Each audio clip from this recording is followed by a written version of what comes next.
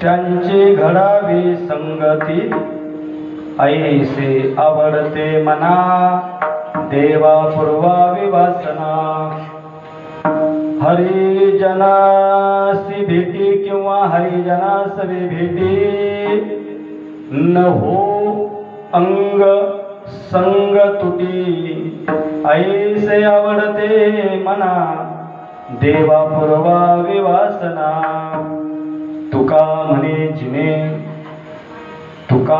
जिने भले संत संगष्टने ऐसे आवडते मना देवा पूर्वावी वासना। प्रभु के चरणों में सदा पुनि पुनि करो प्रणाम, कहे तुझे भूल नाही मेरे प्रिय उत्तम श्याम। महिम्न पारंते परम विदोष यद्य सदृशी स्तुतिरम्मादीन मपितदौ सन्नास्त्वयि गिरः अथवा च सर्वस्वमति परिणामावधि गृह्णन् ममापेश स्तोत्रे हर निरप वाद परिकर भजे व्रजे कामण्डलं समस्त पाप खण्डनं सुभक्त चित्तरञ्जनं सदैव नन्दनन्दनं सुवीक्ष्य उच्चमस्तकं सुनादवेणुहस्तकं अनङ्गरङ्गसागरं नमामि कृष्णनागरम् अनङ्गरङ्गसागरं नमामि कृष्णनागरम्। नमो विठ्ठला राजया पांडुरंगा नमो रुक्मिणी मावली ज्ञान गंगा नमो पुंडलिका नमो चंद्रभागा नमस्कार माझा रुक्मिणी पांडुरंगा पांडुरंगा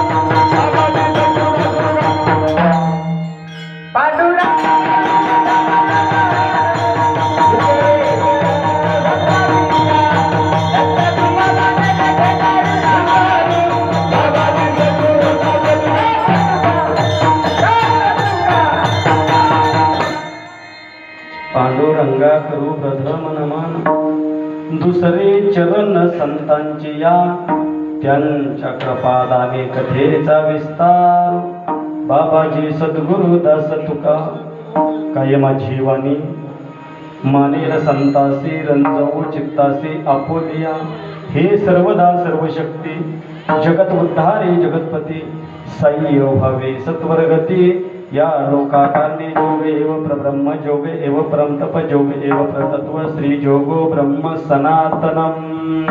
नमो ज्ञानेश्वरा नमो ज्ञानेश्वरा निवृत्ते उदारा सोपान देवा मुक्ताबाई नमो त्रिभुवन पावनी अद्यत्रय जननी देवाची नमो ज्ञानेश्वरा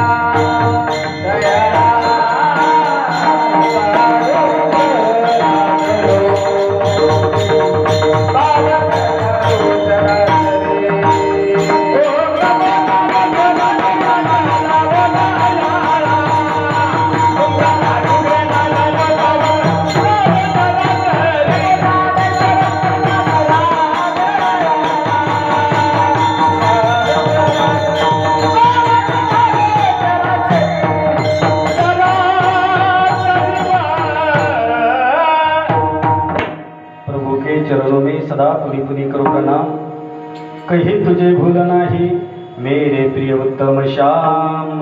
मेरे मालिक के दरबार में सब लोगों का खाता, मेरे मालिक के दरबार में सब लोगों का खाता, मेरे मालिक के दरबार में सब लोगों का खाता, मेरे मालिक के दरबार में सब लोगों का खाता, मेरे मालिक के दरबार में सब लोगों का खाता, मेरे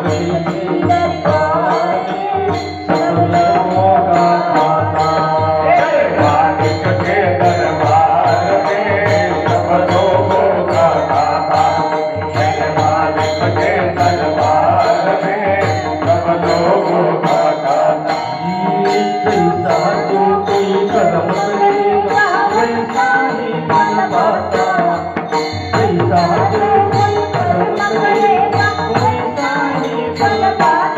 करेगा वैसा ही फल पाता, मेरे मालिक के दरबार में सब लोगों का खाता, मेरे मालिक के दरबार में सब लोगों का खाता, मेरे मालिक के दरबार में सब लोगों का खाता,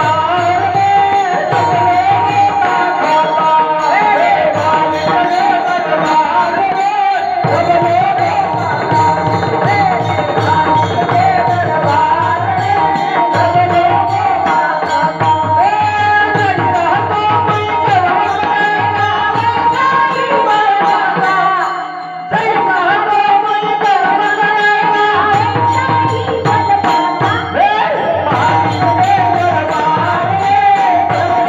मेरे मालिक के दरबार में सब लोगों का खाता।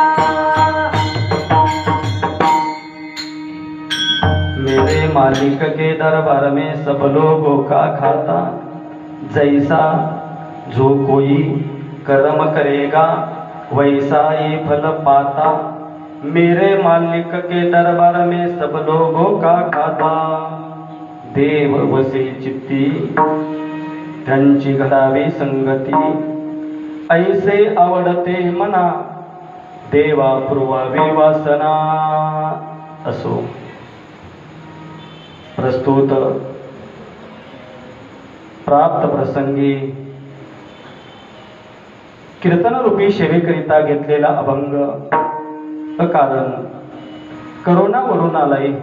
नंद नंदन यशोदा आणि वंदन भक्त आणि चंदन एवन रुक्मिणी प्राण संजीवन जगदाधार परमात्म्याचे अत्यंत लाडके लढीवाळ एकविध भक्त सज्जना हो, ज्यांच्या पदस्पर्शाने पवित्र झालेलं देहक्षेत्र, नोहे नोहे तर ज्यांच्या पदस्पर्शाने पवित्र झालेला उभा महाराष्ट्र, तद्वत त्रैलोक्य अशा असणारे जगप्रिय देवप्रिय जगमान्य देवमान्य विश्वमान्य विश्वसंत संतमान्य संत जगद्गुरु श्री संत श्री तुकोबाराय यांचा शिवाय बहुतेकांच्या परिचयाचा अत्यंत महत्वाचा उत्कृष्ट असा हा हरी जागर आणि मागणीपर प्रकरणातील अभंग सगळ्यांच्या परिचित आहे आणि या ठिकाणी भगवंताच्या आणि तुम्हा सर्वांच्या सेवेसाठी निवडलेला आहे। विठ्ठल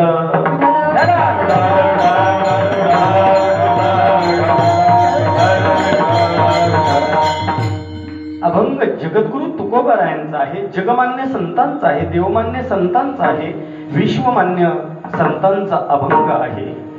जगद्गुरु श्री संत तुकोबाराय जेव्हा या समाजाकडे तुकोबारायांनी बघितलं आणि बघत असताना साधना करत असताना नामचिंतन करत असताना तुकोबारायांनी ज्या अभंगाची रचना केली ना, जे अभंग तयार केले ना, हे नैमित्तिक अभंग काही आहे तुकोबारायांचे आणि प्रासंगिक अभंग काही आहे। कारण वेगवेगळं प्रकरण तुकोबारायांनी तुमच्या आमच्यासाठी बनवून ठेवलं। त्याचा अर्थ एवढा सामुग्री असताना सुद्धा आपण कविता गातोय या गादीवरती, नको ते गातोय या गादीवरती, तुकोबाराय ज्ञानोबाराय आधी करून संत महात्म्यांच्या बाबतीमध्ये बोलायचं ठरलं तर श्रीमंत आईच्या उदरी भिकारडी लेकरं तुम्ही आम्ही जन्माला आलो असं म्हणावं लागेल ना दादा. कारण ही पवित्र गादी आहे आणि या पवित्र गादीवरती आपण हैदुतुल्ला आणि धांगडधिंगा न सांगता ज्या माध्यमातून आमच्या संत मालिकेने अध्यात्मशास्त्राने जी परंपरा आमच्या पूर्वजांनी जोपासून ठेवली येण्याची पंथे चालू जातात. न पडे गुंता कोठे काही या उक्तीप्रमाणे आपल्याला वाटचाल करायची आणि ती वाटचाल करत असताना खऱ्या अर्थाने आज तुम्हा सर्व भाविकांचं कौतुक करावं तेवढं थोडंच आहे. तपपूर्ती 16 झाल्यानंतर 2 वर्ष म्हणजे दुसरं वर्ष चालू आहे.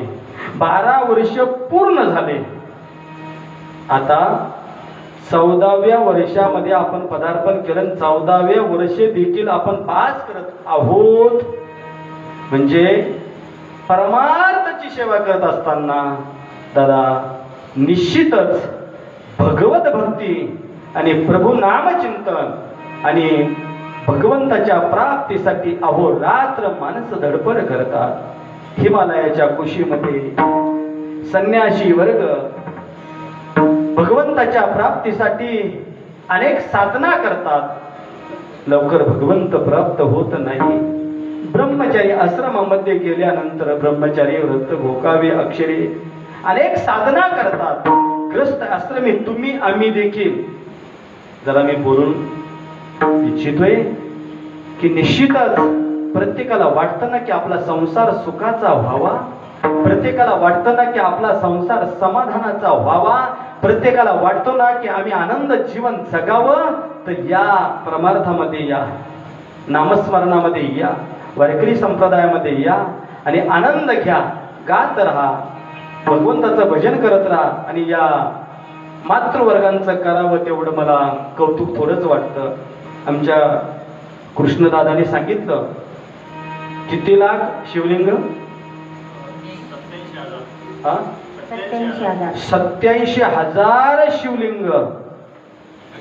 आणि एका एका शिवलिंगाचं व्रत करत असताना, ते शिवलिंगाचं व्रत करत असताना, त्या जलरीमधून ते पाणी येत असताना त्या पाण्याची ताकद काय आहे, ताकद काय आहे याच्यासाठी शिवपुराणामध्ये आपल्याला जावं लागेल.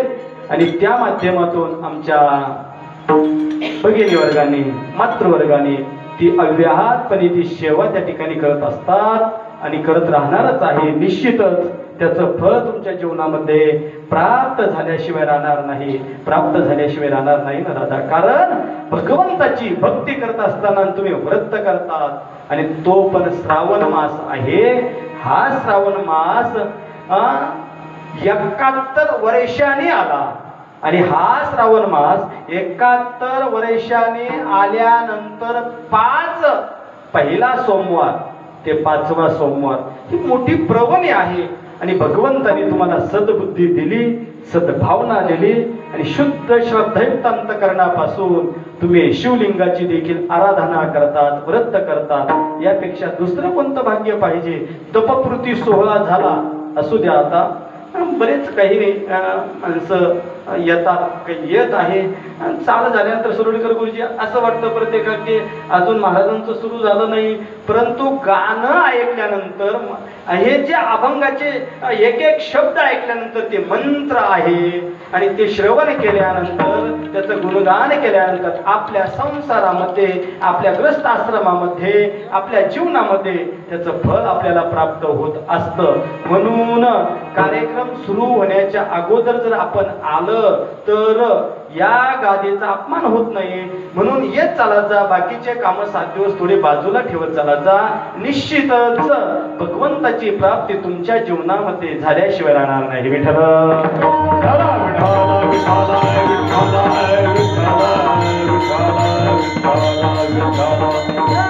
कार्य आपलं आहे, हिंदू धर्माचं कार्य आहे. आणि हिंदू कोण? हिंदू कोण? दारामध्ये तुळशी वृंदावन, घराला भगवी पताका, देवघर, कानाला छिद्र, कपाळाला गंध, कमरेला करवटा आणि हात जोडून नमस्कार करतो तो हिंदू. आणि मग असं आपण जीवन जगत असताना आणि भगवंताची भक्ती करत असताना श्रद्धा युक्त अंतकरणापासून केली ना दादा, निश्चित जगाचा मालक आपल्यावरती कृपा केल्याशिवाय राहणार नाही. म्हणून तुकोबाराय या सगळ्या गोष्टी जाणून होते. म्हणून तुकोबाराय म्हणतात की बाबा रे ठीक आहे, आम्ही या सगळ्या गोष्टीचा अनुभव घेतला. सगळं जगत भगवंताच्या शोधात, संन्यासी कोणाच्या शोधात बोलत चालत. मला बोललेली माणसं आवडतात. राजपूत आहे संन्यासी कोणाच्या शोधात? देवाच्या. मी बोलतो तुम्ही बोला ना. कोणाच्या शोधात? देवाच्या. ब्रह्मचारी कोणाच्या शोधात? देवाच्या. गृहस्थ आश्रमी कोणाच्या शोधात? देवाच्या. वानप्रस्थी कोणाच्या शोधात? देवाच्या. सगळं जग त्या भगवंताच्या शोधामध्ये आहे ना दादा, तर मग ठीक आहे. सगळं जग त्या भगवंतावरती प्रेम करतय एकविध भावाने. त्या भगवंताला आपलंस करण्यासाठी त्या भगवंतावरती प्रेम जग करतय. पण तो जग देव कोणावरती प्रेम करतोय? आपल्याला आवडतं ते देवाला द्यायचं का देवाला आवडतं ते द्यायचं? मग देवाला काय आवडतं? आवडे देवासी आवडे देवा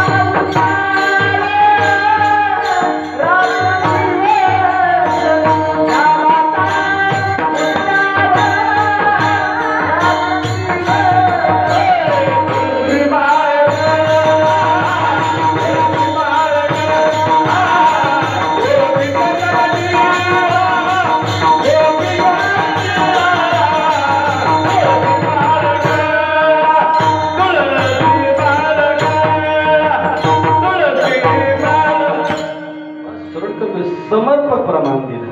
समर्पक. आवडे देवासी तो ऐका प्रकार. आता इथं काय ग्रामर सांगत नाही तुम्हाला. नामाचा उच्चार, भगवंताचा उच्चार, सतत भगवंताचं नामस्मरण करणं. सततम कीर्तयन्तो मां. सतत भगवंताचं नामस्मरण करणं हे देवाला आवडतं. मग देवाला आवडतं ते आपण देवाला द्यायचं का आपल्याला आवडतं ते द्यायचं? मग देतो का आपण देवाला आवडतं ते? काय आवडतं देवाला? सुरडकर गुरुजींनी प्रमाण दिलं ना. आवडे देवाशी तो ऐका प्रकार दृश्यवाचक सर्वनाम नामाचा उच्चार हे देतोय का आपण? बरं जाऊ द्या, देवाला आवडतंय ते आपण देत नाही, पण आपल्याला आवडतं ते आपण दिलं पाहिजे की नाही? दिलं पाहिजे की नाही? देवाला आवडतंय ते आपण देऊ शकत नाही, पण आपल्याला आवडतं ते आपण दिलं पाहिजे की नाही? चौकदार बाबा दिलं पाहिजे ना. आता तुम्हाला म्हटलं मी तुमच्या नावावरती किती शेती आहे? घर आहे की नाही? मग आपल्याला आवडतंय. आता तुम्हाला जर म्हटलं बाबा तुम्हाला आवडतं की नाही सोनं? आवडतं की नाही? आवडतं. द्या बरं मला. मी देवाला देतो ना. देवाला आवडतंय तेही आपण देत नाही आणि आपल्याला आवडतं तेही आपण देत नाही. कारण भगवान परमात्म्याची भक्ती करत असताना यथा देहे तथा देवे. जशी आपल्या देहाचं भरण पोषण आपण करतोय तशी माझ्या भगवंताची सेवा तुम्ही करा. जगाचा मालक कृपा केल्याशिवाय राहणार नाही. आणि तीच सेवा करत असताना या ठिकाणी हे 14वं वर्ष आहे. 14वं वर्ष. बऱ्याच वर्ष कथाही केल्या अगवान साहेब, बऱ्याच वर्ष. परंतु अगवान साहेबांनी त्याच वेळेला सांगितलं की आपल्याला आवडतंय ते करायचं आणि भगवंताला आवडतंय ते करायचं. म्हणजे भगवंताची भक्ती करायची, भगवंताचं नामस्मरण करायचं. याच्या व्यतिरिक्त सगळं जीवन शून्य आहे. हे सगळ्यांनी अनुभवलं. सुरळकर गुरुजी माझ्या सगळं तुम्ही सगळ्यांनी अनुभवलं. 2 वर्षापूर्वी कोरोनाच्या काळामध्ये ज्या घरातल्या माणसासाठी अहोरात्र ज्यांनी कष्ट केले, ज्या बापाने त्या बापाला काठीने भाकरी दिल्या, काठीने भाकरी लोटल्या. मग भगवंताला जे आवडतं, आपल्याला जे आवडतं ना ते माझ्या भगवंतासाठी आपण केलं पाहिजे, आपल्या देवासाठी आपण केलं पाहिजे. सगळं जग त्या भगवंताच्या शोधामध्ये, ईश्वराच्या शोधामध्ये, देवाच्या शोधामध्ये. पण तो देव कोणाच्या शोधात? जो माता पित्याची सेवा करतो ना दादा, जगाचा मालक भगवान परमात्मा त्याच्या शोधात. उघडे पंढरपुराशी आले, पुन्हा गोकुळ येऊन झाला येता. गोकुळावरून भगवंत निघाले. उघडेच गाई वासर पुढे, भगवंत मागे, भगवंत पुढे, गाई वासर मागे परत आहे. आणि आल्यानंतर पुंडलिकराय आपल्या माता पित्याची सेवा करत होते. देव बोलले, अरे पुंडलिका मी आलोय. हो आला तर थांब. अरे मी देव आहे, मग असू दे. मी मातृभक्ती करतोय, मी पितृभक्ती करतोय. मातृदेव भव, पितृदेव भव. बऱ्याच लोकांनी घरातले आपल्या पूर्वजांचे फोटो काढून टाकले दादा.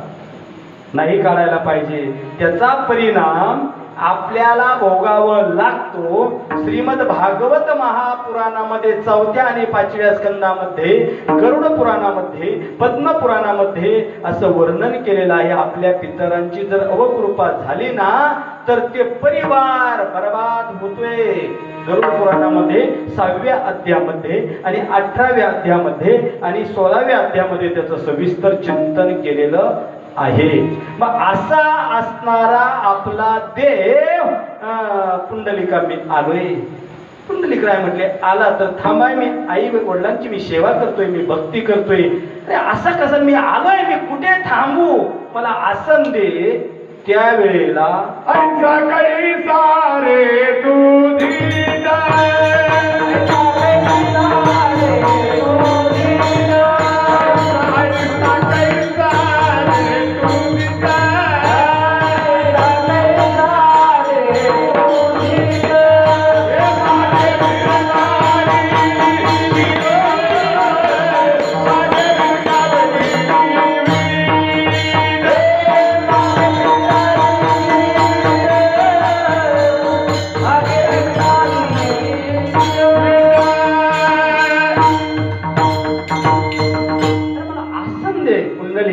पुंडलिकराय सेवा करत होते. आसन दिलं पुंडलिकरायाने.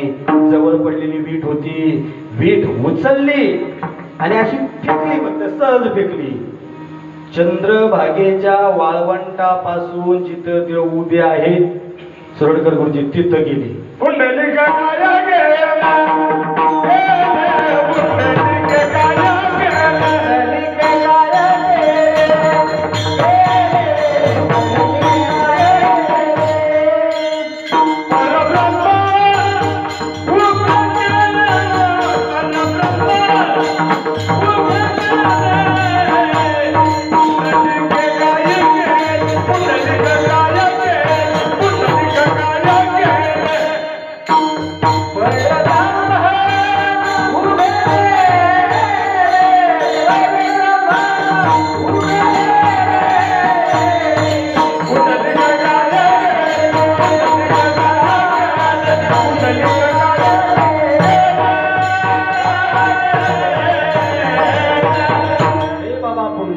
काय केलंस तू? हे भगवान परमात्म्याला उभं केलं विटेवर.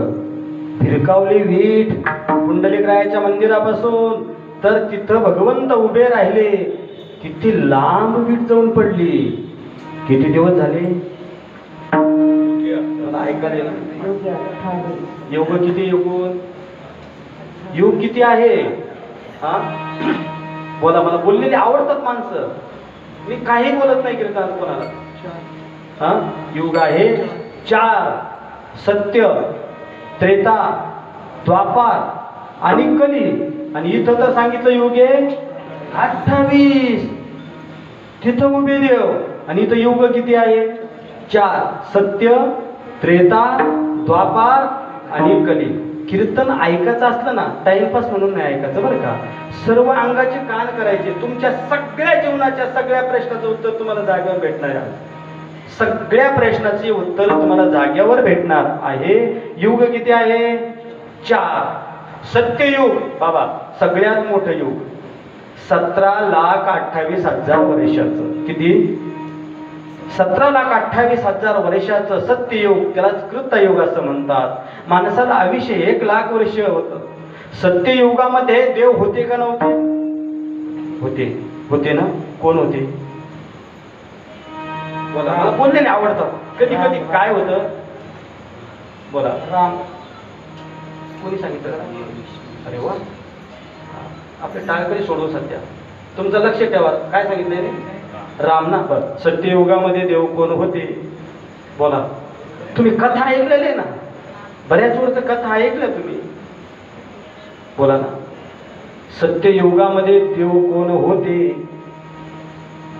पद्मपुराण, लिंगपुराण, गरुड पुराण, शिवपुराण, मार्कंडे पुराण, विष्णू पुराण. देव कोण होते? 14 वर्षी दाजी. 14. जोपर्यंत तुम्ही सांगत नाही तोपर्यंत मी समोरच जात नाही. आता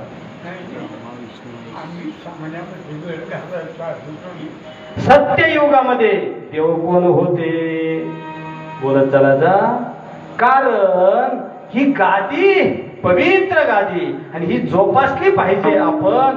हैदुद्दुल्ला आणि धांगडधिंगा या गादीवर केला नाही पाहिजे. म्हणून सत्ययुगामध्ये देव. लक्षात ठेवा. आता लक्षात ठेवा. आपल्या धर्माचं आपल्याला माहिती पाहिजे. आमच्या मुस्लिम बांधवाला जाऊन विचारा तुम्ही, सुन्नत की कितनी रकत, फरज की कितनी रकत. 4-5 प्रकारचे नमाज सन सांगून मोकळं होतं. आमच्या लहान लेकराला विचारा, बाळा हरिपाठातला देवाचे द्वारे कितवा अभंग रे? त्याला जबाबदार तुम्ही आम्ही आहोत. सत्ययुगामध्ये देव कोण होते? आपण भक्ती करतो, पण तो करतो म्हणून तो करतो म्हणून तो. अरे करतो काय मी? माझाच मला मेळ बसेना. सत्ययुगामध्ये देव नृसिंह होते. हे 10 अवतार जे सांगितले हे सत्ययुगामधले देव आहे. विठ्ठल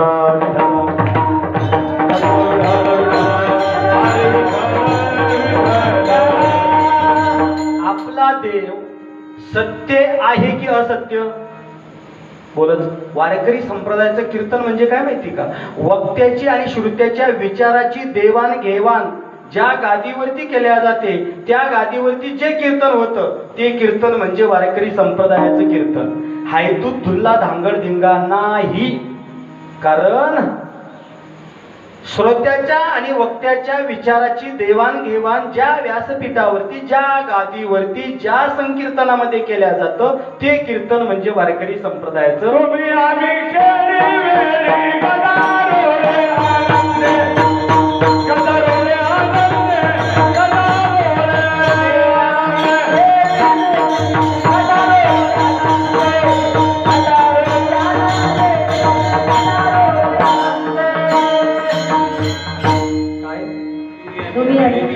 तुम्ही आम्ही खेळी मेळी. हा मग आता तुम्ही बोलत चला जा. इथं बोलल्यानंतर काय बोलणार आहे का कोणी? नाही. कीर्तन परंपरेमध्ये कीर्तन एक नारदीय कीर्तन, एक शुकदेवाची कीर्तन परंपरा, नारदीय कीर्तन परंपरा आणि नंतर याच कलियुगामध्ये ही गादी जोपासली कोणी? नामदेव महाराजांनी.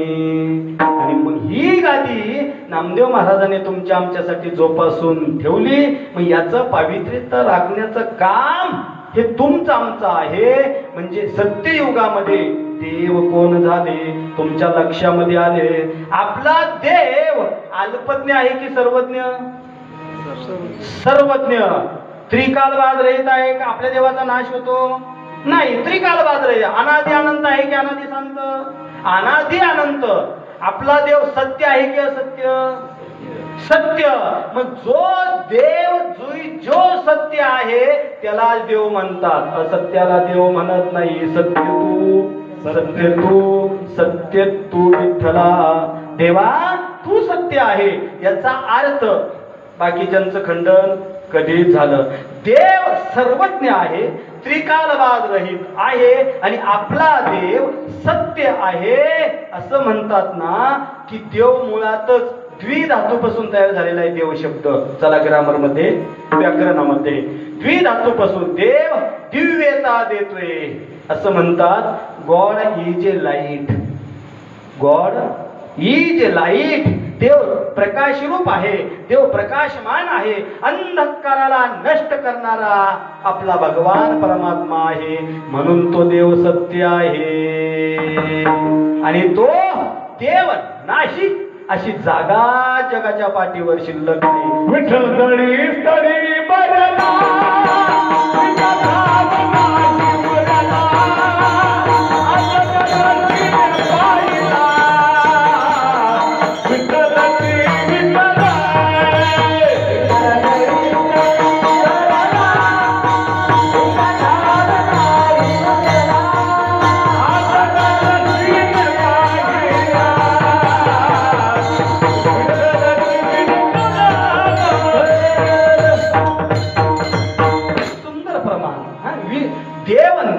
अशी जागाच शिल्लक नाही. विठ्ठल जळी स्थळी भरला, रिता ठाव नाही उरला. अनेक यवनी सांगितल्या, अनेक खाणी सांगितल्या. अंडज, चारज, शैलेज, उद्बीज, जलचर, खेचर, भूचर, चराचर या सगळ्यांमध्ये तो भगवान परमात्मा आहे. सर्वस्यचाहं हृदि सन्निविष्टो मतस्मृतिरज्ञानमपोहनं च वेदेचे सर्वैरहमेव विद्यो वेदांत कृद्वे दिवि देवचा सर्वभूती पाहे वासुदेव सर्वभूती पाहे वासुदेव सर्वभूती पाहे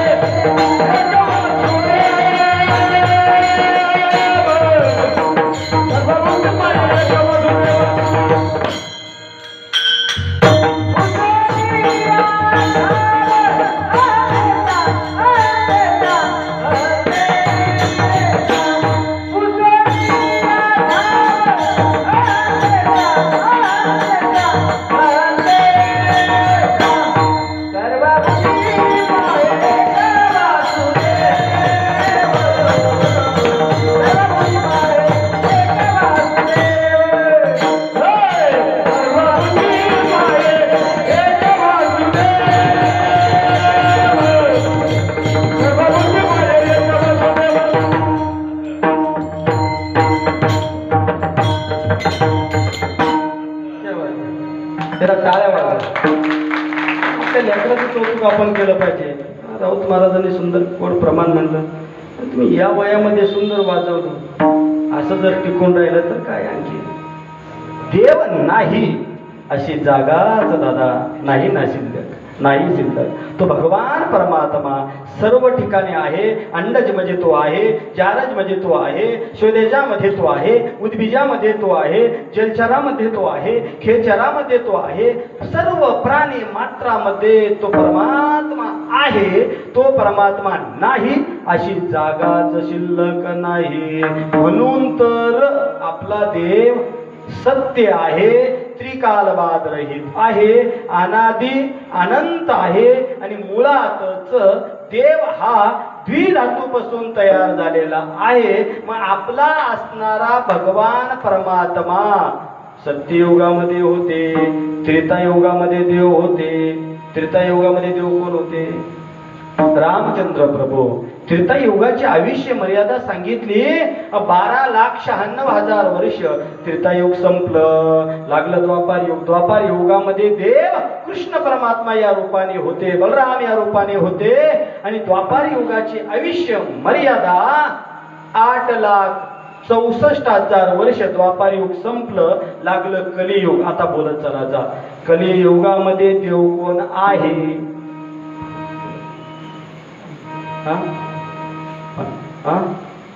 विठ्ठल. तुम्ही विठ्ठल म्हणता, बाबा पांडुरंग म्हणतात. आता नेमकं काय? विठ्ठल ही संज्ञा, पांडुरंग ही संज्ञा भगवान परमात्म्याला कधी प्राप्त झाली, कशी प्राप्त झाली, हे आपण एकदा चिंतन करूया. ज्या वेळेला भगवान परमात्मा गोकुळाहून निघाले, गाई वासराच्या पाठीमागे पळतात, गाई वासर पुढे पळतात. कधी भगवंत पुढे, कधी गाई वासर पुढे. भगवंताच्या अंगाला त्या गोकुळामधून रस्त्याने जात असताना त्या गाईच्या वासराच्या खुर कळते ना, काही दिवसांनी कळणार नाही बरं का. जुने माणसं आहेत तोपर्यंत आहे. गाई वासर पुन्हा शोकेसमध्ये ठेवावं लागल.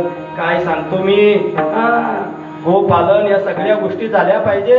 आणि त्या गाईच्या खुराला लागलेली धूळ भगवंताच्या अंगावरती पडली आणि भगवंताचा रंग झाला पांढरा. बरोबर ना बाबा? भगवंताचा रंग पांढरा झाला. आता बोलत चला, आता बोलत चला. आपल्या देवाचा रंग कसा? या भाऊ. विठ्ठल विठ्ठल विठ्ठल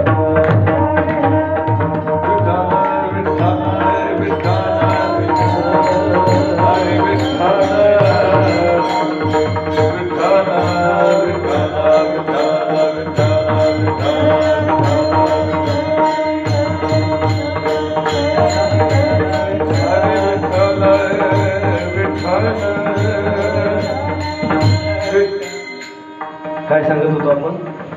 कीर्तन. आपल्या देवाचा रंग कसा? नाही नाही, देवाच्या अंगाला धूळ लागली आणि आपल्या मुळातच देवाचा रंग पाठीमाग बोला कसा? सावळा. ताना पी पाजा 7 कलर आहे. जाता नाही पाणी पी, याच्यात आला का सावळा?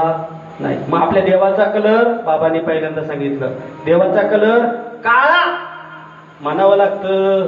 पोरग पाहायला गेलो होतो भाऊ, पण काय कसं आहे, आई सावळं हे असतंय, काळं पण म्हणायचं असतं सावळं हे, बरं का. देवाचा रंग कसा? काळा. आणि काळा असणारा भगवान परमात्म्याच्या अंगावरती गाई वासराच्या खुराला लागलेली धूळ भगवंताच्या अंगावरती पडली आणि भगवंताचा रंग त्या ठिकाणी बदलला. तिथं पांढरा रंगाची धूळ पडल्यामुळे देव पांढरे दिसू लागले. तेव्हा भगवंताला संज्ञा प्राप्त झाली, पांडुरंग. मग अपभ्रंश पांडुरंग ही आपल्या देवाला संज्ञा प्राप्त झाली. हे देव पांडुरंग.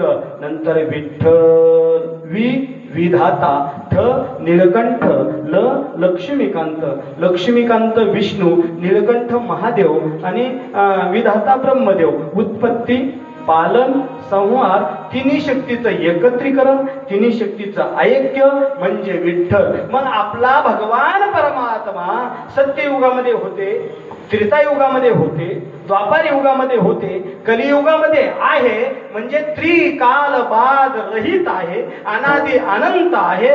आपला देव नाही, अशी जागा शिल्लक नाही, असं युग शिल्लक नाही. मग असे युग झाले 4. किती झाले? 4. विटाकडे जायचं आपल्याला. वीट फिरकवली ना तुम्ही, वीट फेकली तिकडं, त्या विटाकडे चाललोय आपण. युग किती आहे? 4. 17,28,000, 12,96,000, 8,64,000, 4,32,000. कलियुगाचा आयुष्य मर्यादा 4,32,000. 3 सांगितले तुम्हाला, पण भाऊ आल्यानंतर पुन्हा मग त्याच्यात ते ऍड केलं मी. एकूण याची संख्या झाली 43,20,000 वर्ष. 4 युग झाले की एक महायुग तयार होतं बरं का. कोणतं युग? महायुग. त्याला चवकडा म्हणतात. चवकडा. चवकडा 14 चवकडे आयुष्य कोणाला होतं? रावणाला 14 चवकडे आयुष्य होतं. पण ब्रह्मदेव आले, रावणाचा जन्म झाला आणि सगळ्यांनी आनंद उत्सव साजरा करू लागले. रावण जन्माला आला, ब्रह्मदेव निघाले होते द्वारका. ते डबं बकेट काय असेल ते त्यावेळी तीर्थयुगात एवढं मोठं. तिकून काय झालं रे बाबा? अरे जन्म झाला, आनंद उत्सव साजरा करतात, बारसं करतात. ब्रह्मदेव तिकून येऊ लागले रिटर्न आल्यानंतर काय का रडता? म्हणजे तुम्ही जे गेले होते का मग अशी ती येताना ती गेले म्हणजे संपलं आयुष्य. एवढं मोठं 14 चवकडे, 17 लाख 28, 12 लाख 96, 8 लाख 64, 4 लाख 32 म्हणजे 43 लाख 20,000 गुणीला 14. एवढं आयुष्य रावणाचं पण संपलं. म्हणजे ब्रह्मदेवाचं किती गीतेमध्ये वर्णन केलं, भागवतामध्ये वर्णन केलं, पद्मपुराणामध्ये वर्णन केलं. द्विप्रार्ध लोकानाम लोकपालनाम. द्विप्रार्ध म्हणजे 2 प्रार्ध वर्ष आयुष्य ब्रह्मदेवाचं होतं. कळतं ना? 2 काढायचं, 2च्या पुढे 17 शून्य द्या. मोबाईल मध्ये संख्या येणार नाही, ऍपल असला तरी नाही, किती काही भारी असू द्या येणार नाही. 2च्या पुढे 17 शून्य द्या. एवढं आयुष्य ब्रह्मदेवाचं, ज्यांनी या सृष्टीची रचना केली, उभारली, त्या ब्रह्मदेवाचं आयुष्य. द्विप्रार्ध म्हणजे 2 प्रार्ध, एकम दहम शतम 1000 10,000 लक्ष 10,00,000 कोटी 10 कोटी अब्ज 10 अब्ज खर्व निखर्व महापद्म शंकू जल्य अंत्य मध्य आणि प्रार्थ. द्विप्रार्थ एवढं ब्रह्मदेवाचं आयुष्य असताना देखील प्रत्येक युगामध्ये आमचे देव आहे, आमचे देव होते आणि आमचे देव वर्तमान मध्ये देखील आमचे देव आहेच. मग 4 युग मिळून एक महायुग तयार होतं. असे एकूण 14 मन्वंतर, 6 मन्वंतर संपले, 7वं मन्वंतर चालू आहे. 7व्या मन्वंतराचं सत्ययुग संपलं, त्रेतायुग संपलं, द्वापारयुग संपलं, कलियुगामधले बरेच वर्ष गेले आणि कलियुग चालू आहे. कितव्या मन्वंतरातलं? 7व्या मन्वंतर आहे 14. मग या 4नी 7ला गुणा 7 चोक 28 युगे 28 विठे वरी उभा. आता तुम्हाला कोणाला विचारायची गरज पडणार नाही. विठ्ठल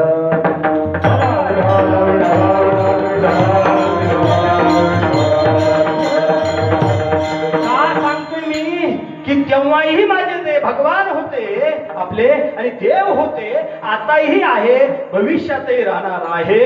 की त्रिकाल बाद रहित आहे देव, अनादि अनंत आहे भगवान परमात्मा, सत्य आहे देव आणि सच्चिदानंद आहे. त्रिकालवाद रहित आहे देव. म्हणून आपला भगवान परमात्मा सत्य आहे. आपल्या देवाचा कधीही नाश होत नाही. म्हणजे प्रत्येक युगामध्ये देव आहे.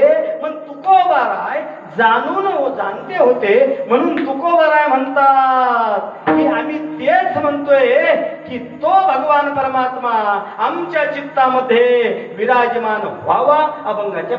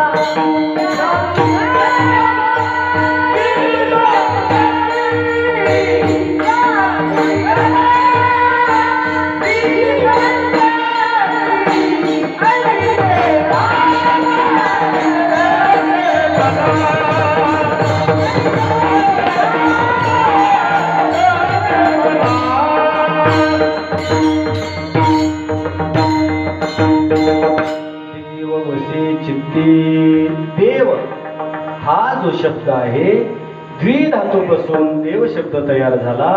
देव हा दिव्यता देतोय. देव हा दिव्यता देतोय. देव प्रकाश रूप आहे. देव प्रकाशमान आहे. देव अनादि अनंत आहे.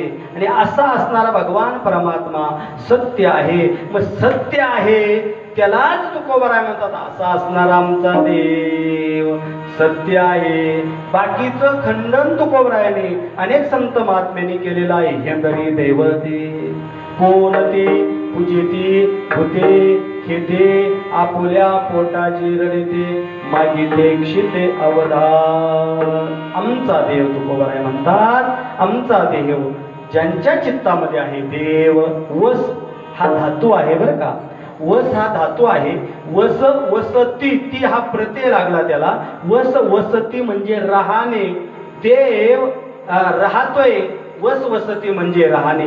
ज्यांच्या चित्तामध्ये राहतोय तुकोबराय म्हणतात देव वसे चित्ती. आणि मग ज्यांच्या चित्तामध्ये आमचा देव आहे भगवान परमात्मा आहे ना मग त्यांची आम्हाला संगत घडावी. त्यांची घडावी संगती. देव वसे चित्ती त्यांची घडावी संगती. हेच आमच्या जीवाला आम्हाला आवडते. ऐसे आवडते मना देवा पूर्वावी वासना. देवा अरे आम्ही मागत नाही देवा. पण देव म्हणतोय मागत का नाही. प्रत्येक वेळेला भक्त आले की देवाची मान अशीच असायची खाली. अशीच मान असायची. एक वेळेला तुकोबराय गेल्यानंतर देवाची मान अशी. तुकोबराय म्हणले का रे देवा प्रत्येक वेळेला तुझ्या वारीला आलो तुझ्या दर्शनाला तुझी मान खाली आज समोरासमोर काट नजरेमध्ये नजर घालून बघतोय देवा. देव म्हटले काय सांगू तुकोबराय काय सांगू. तुकोबराय माझे फक्त अपेक्षा तुमच्याकडेच आहे हो. बाकी सगळे माझ्याकडे येतात. वारीला गेल्यानंतर नाही का काही माणसं मुलाचं लग्न झालं पाहिजे मुलीचं लग्न झालं पाहिजे मुलगा झाला पाहिजे मुलगी झाली पाहिजे जागा घेतली पाहिजे शेती घेतली पाहिजे येऊ झालं पाहिजे तेऊ झालं पाहिजे. देवाकडे घेऊन जातोय. देवा 20 रुपयाचं नारळ घेतोय 2 रुपयाची अगरबत्ती घेतोय माचीची काडी घेतोय अगरबत्ती पेटवतोय नारळ फोडतोय. तेव्हा सगळे कार्यक्रम लाभले पाहिजे 23 रुपयामध्ये. असा असणारा आपला जो देव आहे देवाकडे अनेक भक्त जातात. कारण भगवान म्हणतात तुकोबराय तुमच्यासारखा भक्त मिळण्यासाठी माझं देखील भाग्य असेल ना. आणि मग तुकोबरायाने भगवंताच्या नजरेवर नजर टाकली. भगवंताने तुकोबरायांच्या नजरेवर नजर टाकली. तुकोबरायांकडे बघतात. तुकोबराय भगवंताकडे बघतात. तुकोबराय बघत असताना देवाचे नेत्र पाणवले. तुकोबराय मी काय म्हणतो मागा तुकोबराय काहीतरी मागा. तुका म्हणे काही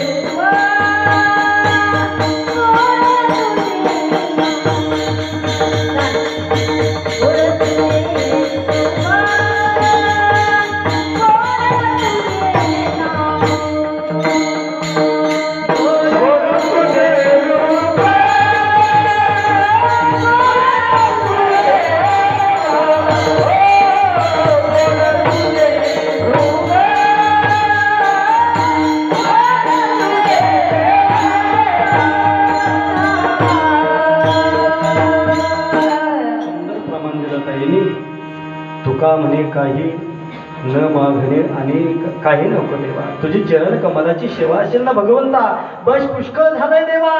काही नको, कारण आमच्या वडील उपार्जित आमच्या बापदादांची नेम आहे, व्रत आहे. भक्ती करत असताना आम्ही नाही मागणार ना. पण देवा नाही चरण मागणार. सेवा साधवाया, तुझी चरण सेवा साधवाया.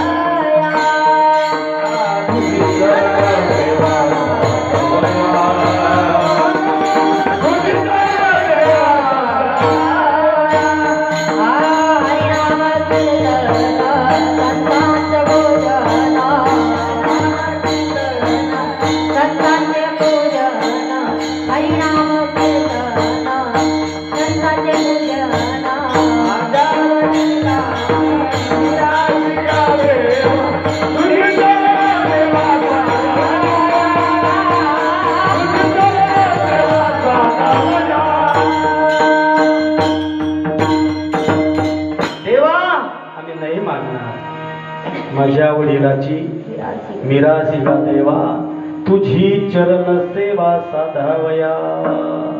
नकोय देवा, आम्हाला काही नकोय. काय मागणे हे आम्हा अनुचित. वडिलाची रीत या भक्तीप्रमाणे तुकोबराय म्हणतात, मागा मागा मागा, तेव्हा तुकोबराय म्हणतात. मग एक काम करा देवा, तुम्ही ज्याच्या चित्तामध्ये आहात ना त्याची संगत आमच्या जीवनामध्ये घडू द्या. देववसे चित्ती त्याची घडावी संगती. आणि हेच माझ्या मनाला जीवाला मला आवडतं. आई जाडते मना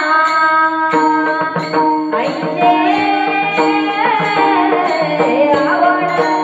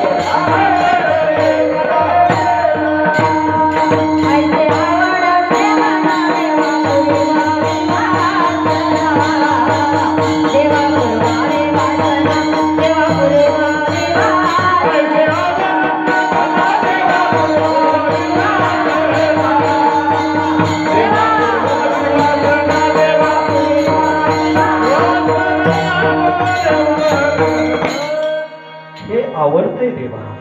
ऐसे आवडते मना देवा, पुरवावी वासना. कारण वासना पूर्ण होते का सोरडकर महाराज? कारण वासनेला वढाळ म्हटलेलं आहे. वासना वढाळ सुंदर वर्णन केलेलं आहे. वासना हे झालं की ते व्हा वाटतं, ते झालं की ते व्हा वाटतं, ते झालं की ते व्हा वाटतं, हे वाढत राहते. वासना फार विचित्र सांगितलेली आहे. मग ऐसे आवडते मना देवा, पुरवावे वासना. देवा, जे आमच्या जवळ आहे ते तुला मागत नाही रे देवा. तू काय देणार या माधव बाबा?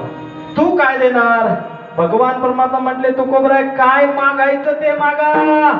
तुकोबराय म्हणते छाती ठोकपणे देवा अरे तू का देणार, मुक्त्या देशील. त्या मुक्त्या देखील आमच्या घरी आहे.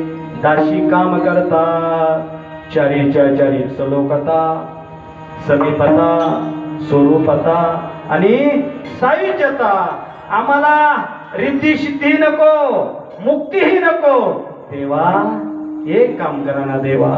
बस ज्याच्या चित्तामध्ये तुम्ही स्थिर आहात ना प्रभू, ज्याच्या चित्तामध्ये तुम्ही सतत आहात ना देवा, अशा महात्म्याची आम्हाला संगत आमच्या जीवनामध्ये होऊ द्या ना.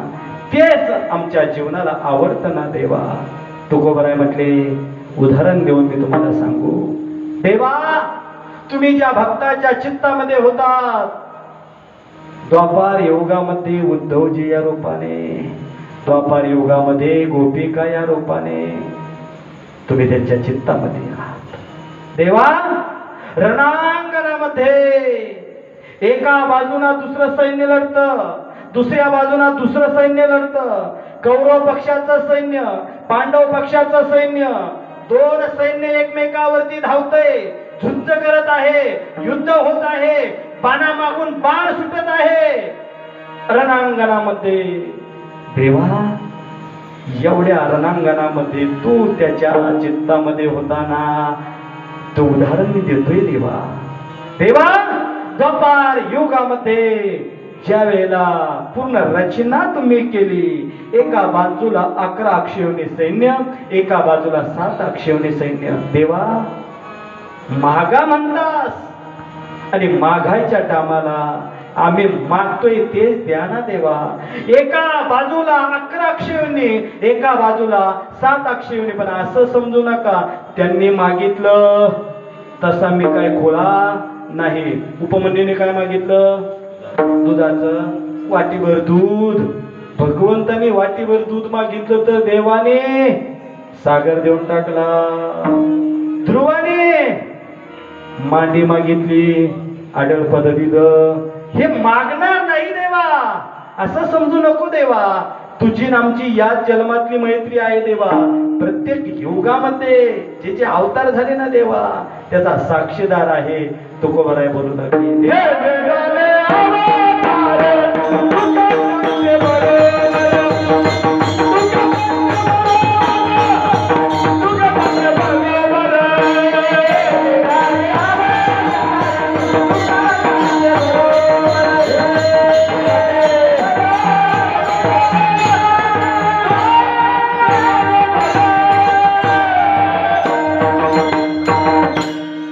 अवतार झालेत ना देवा, त्या प्रत्येक अवतारामध्ये मी तुमच्या सोबत होतो देवा. भगवंता मी तुमच्या सोबत होतो देवा.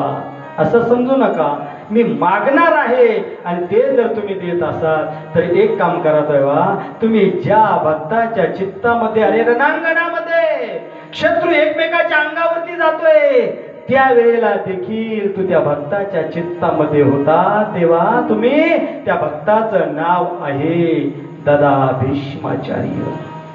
भीष्माचार्य रणांगणामध्ये भीष्माचार्य, युद्धामध्ये प्रांग भीष्माचार्याने बाण सोडावा. अर्जुनाने ते एका बाणाचे हजारो बाण करावे, भीष्माचार्याने एका बाणाचे लाखो बाण तयार करावे. एकमेकाच्या अंगामध्ये बाणाचा वर्षाव होऊ लागला, रक्ताचा पूर्ण सडा जिकडे तिकडे उडू लागला. देवा एवढ्या रणांगणामध्ये देखील तुझ्या भक्ताच्या चित्तामध्ये होतात ना, अंतकरणामध्ये होतात ना, ते लव देखील बाजूला ढळले नाही ना देवा. नाही ढळले देवा. नोहे नोहे देवा, तू काय काट करत स्थान केलं देवा, ते मी पाहिलं देवा. कारण द्वापार युगामध्ये मी उद्धव या रूपाने होतो देवा. तुकोबराय बोलू लागले उद्धव रूपाने मी होतोय, मी उद्धव होतोय देवा. परंतु देवा अरे पहिल्या दिवसाच्या युद्धामध्ये, दुसऱ्या दिवसाच्या युद्धामध्ये एकही वीर पांडवाचं मरत नव्हतंय. त्यावेळेला दुर्योधन म्हणतोय दादा भीष्माचार्य, पांडव पक्षातलं एकही सैन्य मरत नाही. तुम्ही शरीराने माझ्या बाजूला आहात परंतु मनाने तुम्ही पांडवाचं भलं चाहता, तुम्ही पक्षपाती आहात. दादा भीष्माचार्याला शब्द टाकला आणि दादा भीष्माचार्य खवळले. दादा भीष्माचार्य बोलू लागले, कारण भगवंताने सांगितलं होतं की काय मागायचं ते मागा. परंतु तुकोबराय म्हणतात, अरे काय मागायचं ते मागा सांगितलं, पण दोन बाजू तू ठेवल्या. एका बाजूला मी असेल, त्या बाजूला मी हातामध्ये शस्त्र धरणार नाही. ज्या बाजूला माझं सैन्य असेल त्या हातामध्ये शस्त्र धरेल. तुकोबराय बोलू लागले भगवंताला. रणांगणामध्ये बाणामागून बाण सुटतात. जेवढ्यामध्ये पक्षपाती दादा भीष्माचार्याला म्हटल्यानंतर दादा भीष्माचार्याने प्रतिज्ञा केली. भीष्माचार्य म्हणजे भाऊ, साधं व्यक्तिमत्व नाही. बापासाठी आजीवन ब्रह्मचारी राहिले. बापाचं लग्न दुसरं करायचं होतं. भीष्माचार्य गेले, द्या माझ्या वडिलांना बायको. ते म्हटले, देऊ बाबा, परंतु त्या राज्याचा वैभवाचा भाग तू होणार. ते म्हटले, मी होणार नाही. आजीवन ब्रह्मचारी, आजीवन ब्रह्मचारी. एवढं मोठं व्यक्तिमत्व दादा भीष्माचार्याने प्रतिज्ञा केली. रणांगणामध्ये कुरुक्षेत्रावरती प्रतिज्ञा केली. वासुदेव कर चक्र न धरे तो तुमको मुख न दिखाओ, लाज थे मेरी गंगा जननी तो शंतनु सूत न कहो. शंतनू राजाचा मी मुलगा म्हणून सांगणार नाही ना, गंगेचा मुलगा म्हणून मी सांगणार नाही. भगवंताला हातामध्ये शस्त्र धरायला लावले, बाण मारले. बाणामागून बाण सुटू लागले आणि भगवंताला अर्जुन दादाच्या कंठाचं छेदन करणार दादा भीष्माचार्य. तेवढ्यामध्ये भगवंताच्या लक्षामध्ये आले. रथ खाली दाबला, मुकुटाला लागल्यानंतर मुकुट बाजूला पडला. नंतर बाणसज्ज केला दादा भीष्माचार्याने. अर्जुन दादाच्या कंठाचं छेदन करणार, गतप्राण होणार अर्जुन दादा. तेवढ्यामध्ये भगवंताने थाळ दिशी उडी मारली आणि सुदर्शन चक्र हातामध्ये धरलं. भीष्माचार्याच्या अंगावर धावून गेले.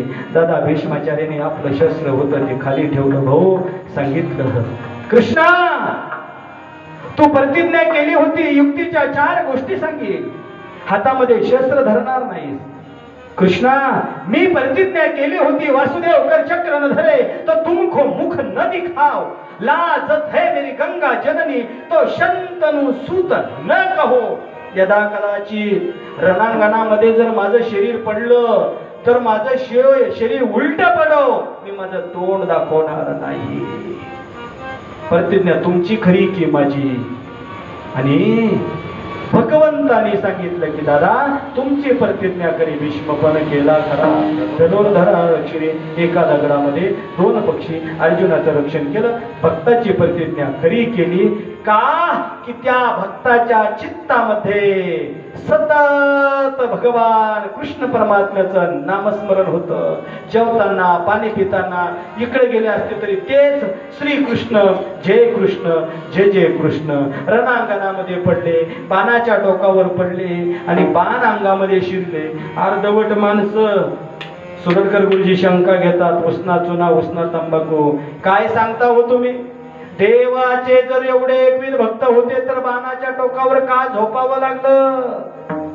अरे बाबा, भूतकाळ काळ त्याला शास्त्रामध्ये भूत अदृष्ट वेदवीय कर्माक्षय असं म्हणतात. मागच्या जन्मामध्ये केलेलं कर्म या जन्मामध्ये फेडणं, भोगणं याला भूत अदृष्ट जन्म वेदनीय कर्माक्षय असं म्हणतात. काय केलं होतं भीष्माचार्याने? लहान असताना त्या सरड्याला घेतलं बाणाच्या टोकावरती आणि तो त्या काट्याच्या त्या फासावरती टाकला, त्या कुपाटीवरती टाकला. सरड्याच्या अंगामध्ये काटे शिरले आणि आपल्या सुनेची विटंबना उघड्या डोळ्याने पाहिली. कर्म तयार झालं. दादा भीष्माचार्याला बाणाच्या टोकावर जावं लागलं. दक्षिणायन सुरू होता. उत्तरायण लागणार की न लागणार? विठ्ठल विठ्ठल.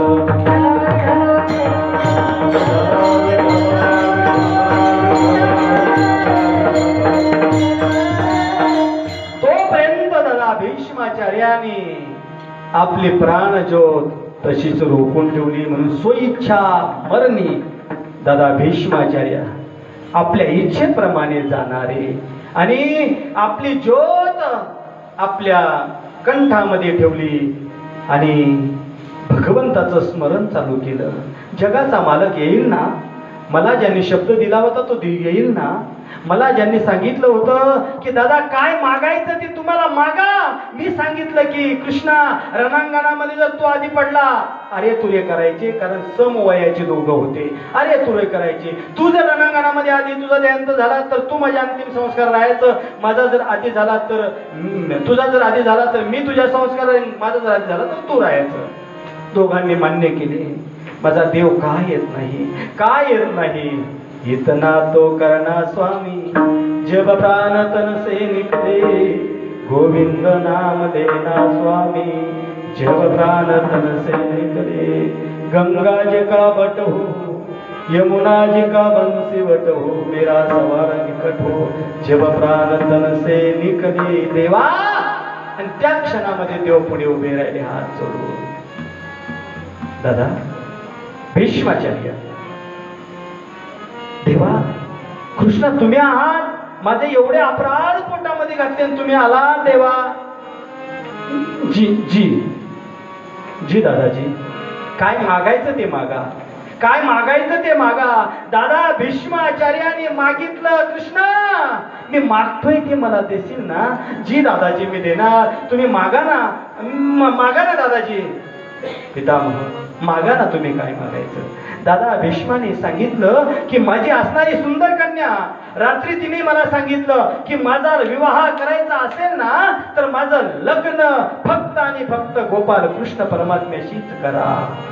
सगळे एकमेकाच्या कडे बघू लागले, तोंडात बोट घालू लागले. अरे दादा भीष्माचार्य गंगेप्रमाणे पवित्र, दादा भीष्माचार्य एवढे पवित्र, बापासाठी आजीवन ब्रह्मचारी, भावासाठी आजीवन ब्रह्मचारी.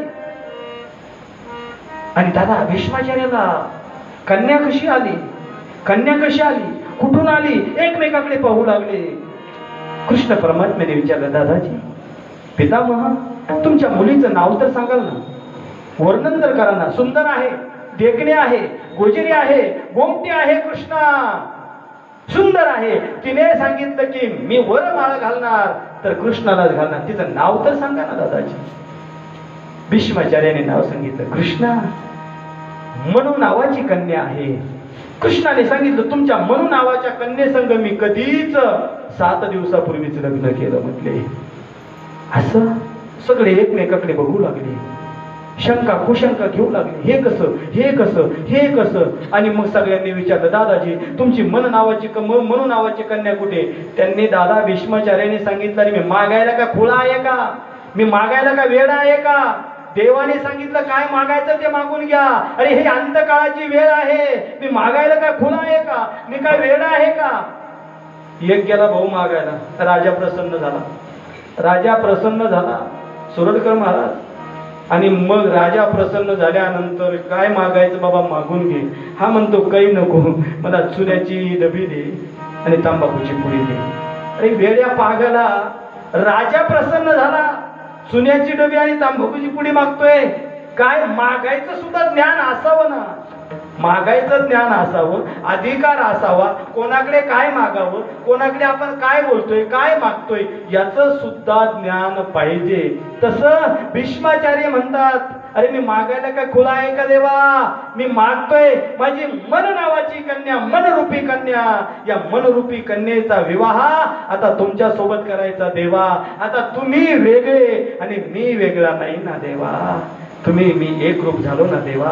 माझी ज्योत आता तुमच्या ज्योतीमध्ये विलीन करा ना देवा, हे मागतोय देवा मी. तुकोबराय म्हणतात की असा जो एकविध भक्त आहे त्याच्या चित्तामध्ये तुम्ही आहात ना, हे मला आवडतंय, ऐसे आवडते मना. देवा पुरवावी वासना. हे मला आवडतं देवा आणि हे तुम्ही पुरवा देवा.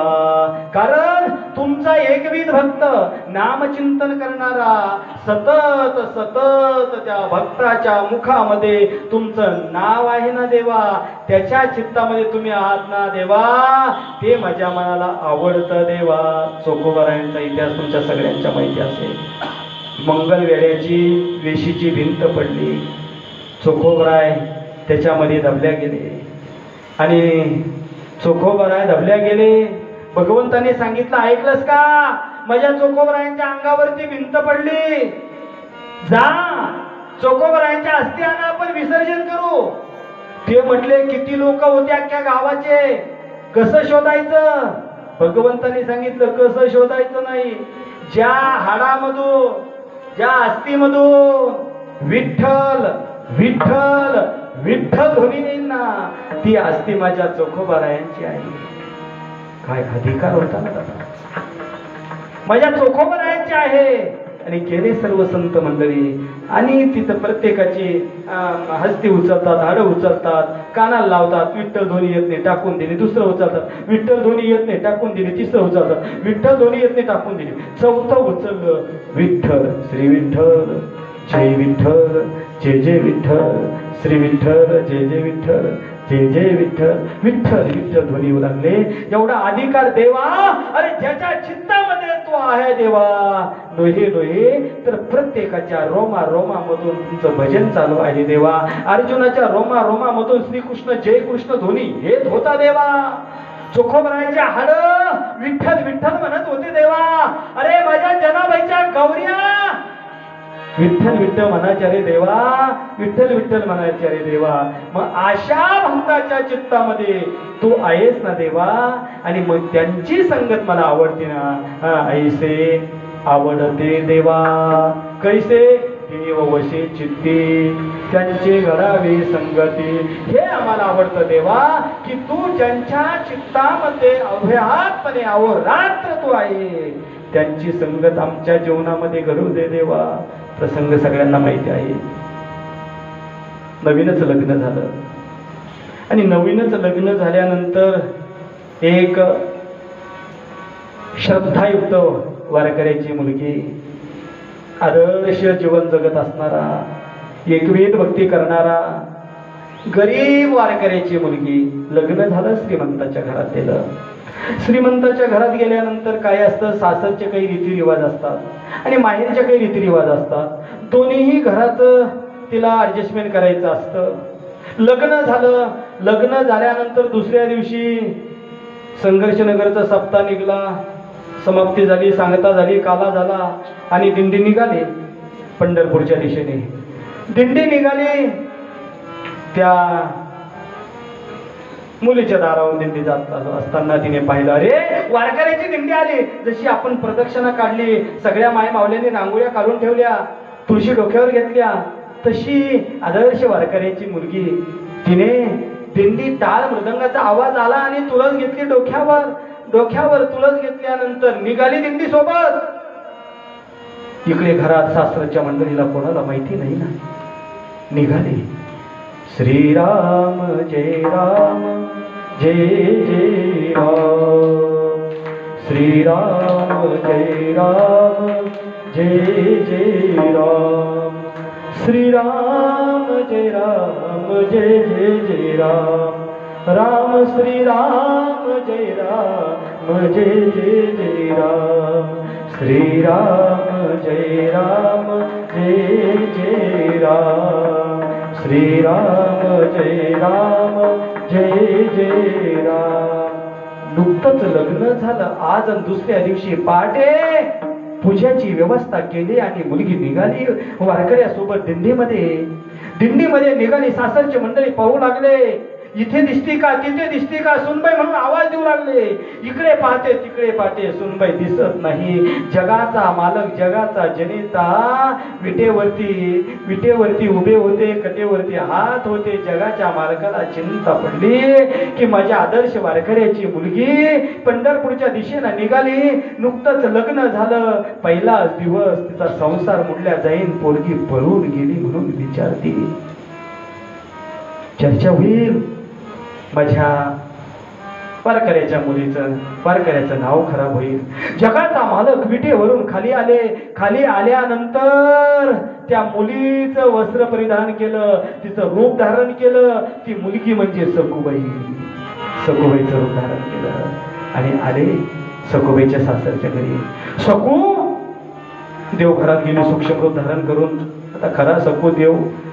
तिथं देवघरात गेल्यानंतर टाळ्या वाजू लागली, हरिपाठ म्हणू लागली. सखू किती शोधतोय तुला आम्ही, इकडं बघितलं तिकडं बघितलं, प्रकाशनगरकडे गेलो, संघर्षनगरला पाहिलं, मुकुंदवाडीत गेलो, तिकडे गेलो, शिरको म्हणजे पाहिलं. परंतु आमच्या वारकऱ्यांची आमची काही पद्धत आहे की नाही, हरिपाठ चालत असतो तर आम्ही बोलत नाही, कीर्तन चालू असताना आम्ही बोलत नाही. आणि जर हरिपाठ कीर्तन नामस्मरण चालू असताना जर बोललं तर मग बेंडकाच्या जन्माला जातं.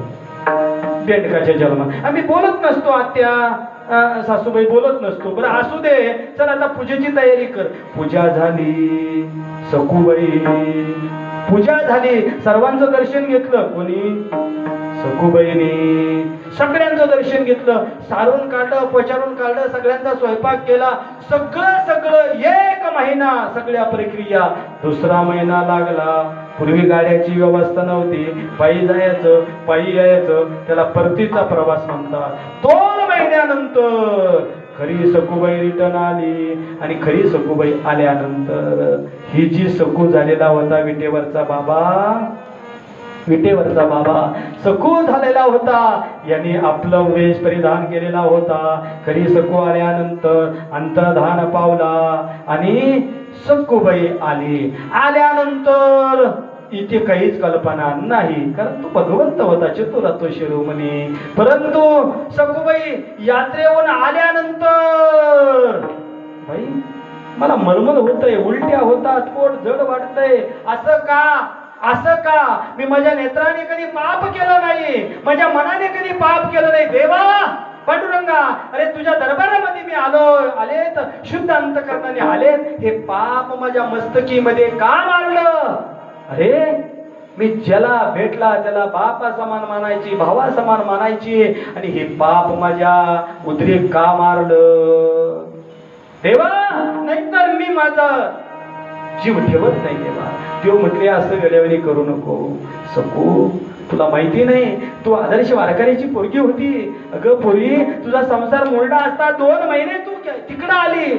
मला वाटलं मी तुझं रूप धारण केलं, आणि तुझं रूप धारण केल्यानंतर 2 महिने तुझ्या सासरी राहिलो, आणि तुझ्या नवऱ्या संग मी संग केला. तुझ्या नवऱ्या संग संग केल्यानंतर खरी जी सखू होती ती डोकं पडू लागली. देवाचे चरण कमल गट्ट पकडले. देवा, अरे तू एका भक्तासाठी, एका वारकऱ्याच्या मुलीसाठी देवा, तू त्याची बायको, त्या माझ्या पतीची बायको व्हायला तू कमी नाही केलं देवा. नव्हे देवा, तर त्याचा गर्भ तुझ्या उदरामध्ये ठेवला देवा. एवढा रे का तू भक्तासाठी करतोस रे देवा? ढसा नेत्रामधून अश्रू आल्या सखूबाईच्या.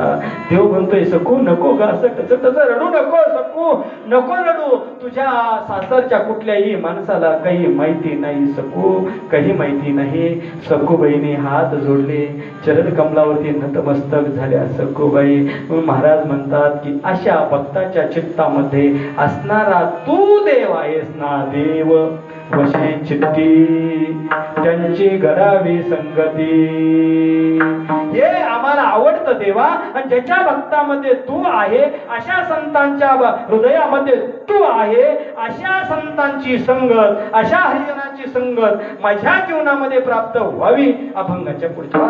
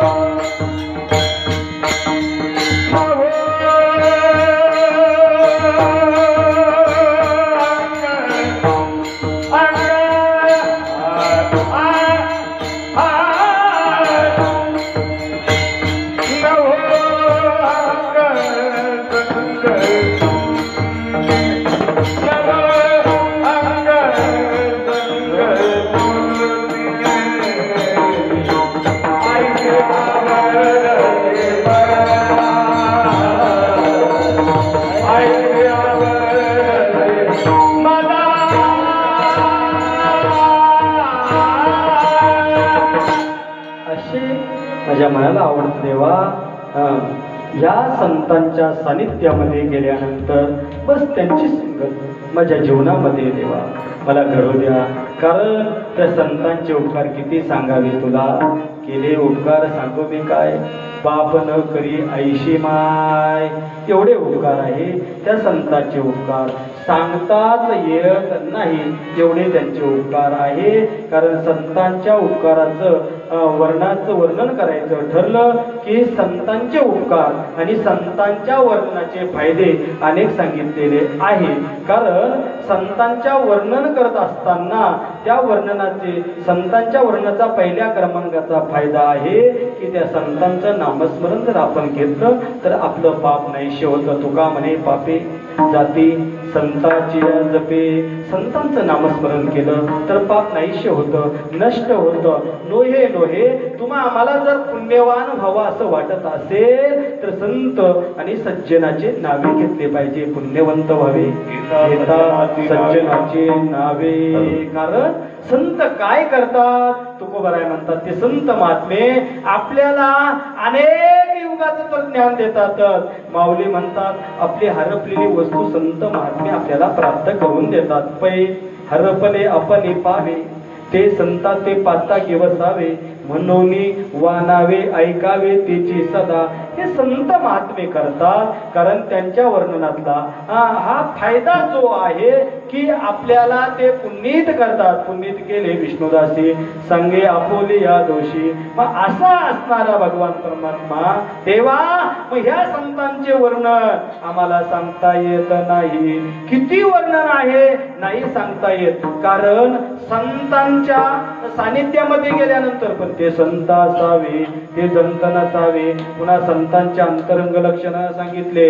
अद्वेष्टा सर्वभूताना मैत्र करुण एवच निर्ममो निरहंकार समदुःख सुख क्षमी संतुष्ट सततम योगी यततमा दृढ निश्चय.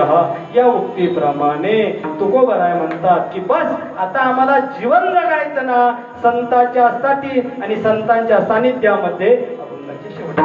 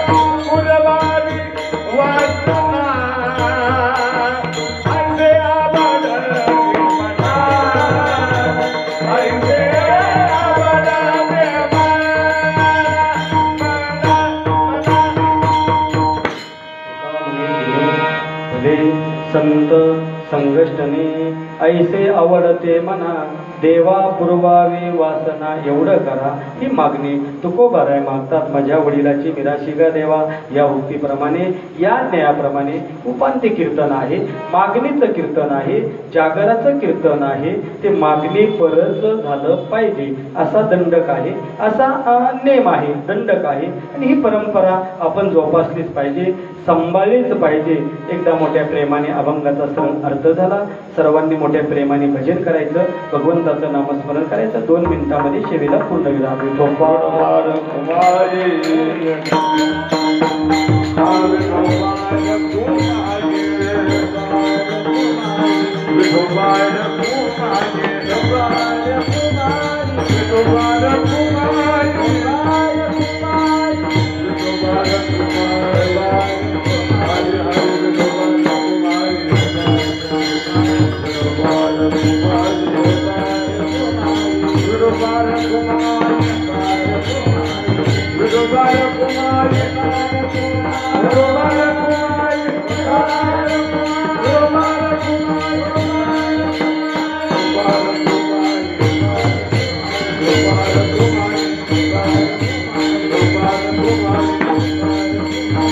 Bye.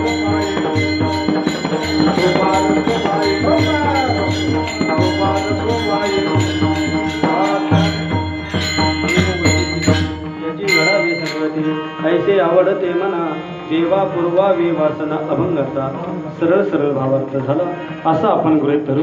त्याच अनुषंगाने आपला टाईमही या ठिकाणी संपलेला आहे.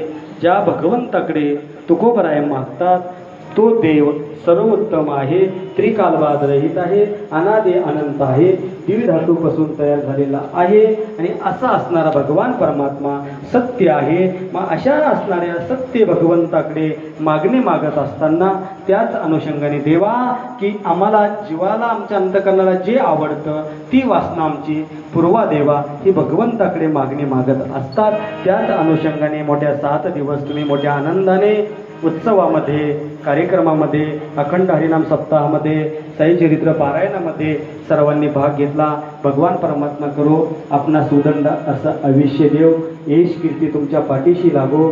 कारण भगवत नामचिंतनाने आपल्या जीवनाचं सोनं करून घ्यायचं असतं. आपण दुसऱ्यासाठी जगतोय पण स्वतःसाठी वेळ देत नाही. स्वतःसाठी जगणं म्हणजे नामस्मरण करणं, मी कोण आहे याची ओळख करून घेणं, मी वासुदेव तत्वता या बोधावरती आरूढ होणं, भगवत नामचिंतन करणं, दान धर्म केला पाहिजे, अन्नदान केलं पाहिजे, सगळं जीवनाचं माणसाने सगळं केलं पाहिजे.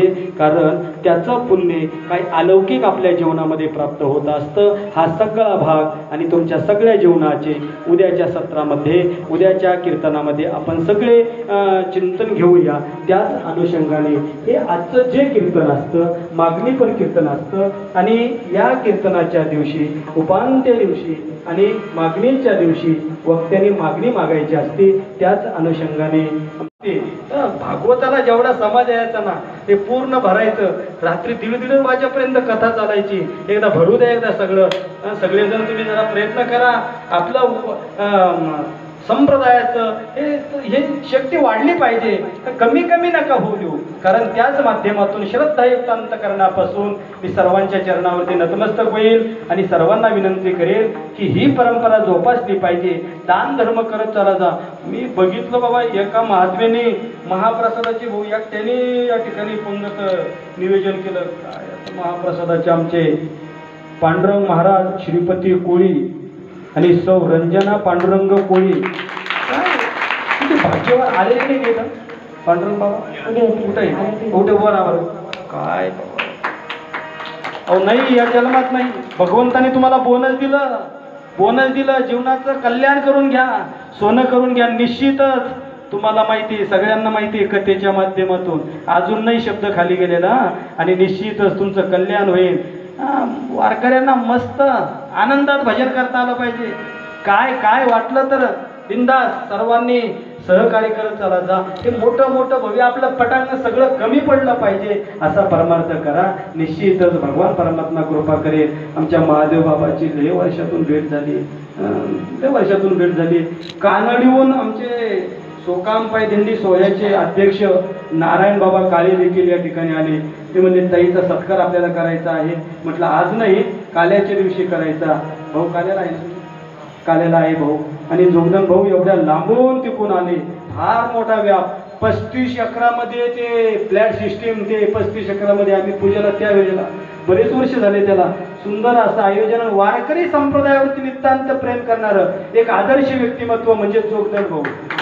महाराष्ट्रातला नाही, भारतातला कुठला महाराज ओळखत नाही. संन्यासी असू द्या, कीर्तनकार असू द्या, कोणी असू द्या, ओळखत नाही असं व्यक्तिमत्वच नाही.